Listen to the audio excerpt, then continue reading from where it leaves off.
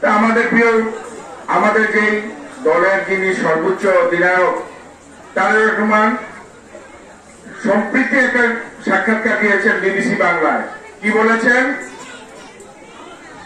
তাদেরকে নেতৃত্ব দেওয়া হবে যারা তৃণমূলের আস্থাভাজন, যাদের গ্রহণযোগ্যতা আছে, যাদের তৃণমূলের সাথে সম্পৃক্ততা আছে। এই কোয়ালিটি কি আমাদের নেতৃত্বে আছে? কিন্তু আমরা সংশয় কিসের? তারা কিছু উকিঝুঁকি দিবে, এটা সবসময় দেয়। এটা রাজনীতির একটা প্রেক্ষাপট, আর এটা আমাদের গুরুচুক ব্রাহ্মণের একটা অভিশপ্ত এলাকা। নির্বাচন আসলে কিছু সুযোগ সন্ধানী চায় এই সুযোগটুকু নিতে, কিন্তু আপনারা কি এই সুযোগ দিবেন? আপনারা যদি ঐক্যবদ্ধ থাকেন কোন সুযোগ সন্ধানে নিতে পারবে? আপনারা ঐক্যবদ্ধ হন। আমরা যদি ঐক্যবদ্ধ হই, যদি দুলালপুরে কাউকে আসতে না দেয়, কোনো বাপের বাবার আসতে পারবে? আমরা প্রত্যেকটি গ্রামে একটা দুর্গ তৈরি করবো, কোথাও যেতে দেব না।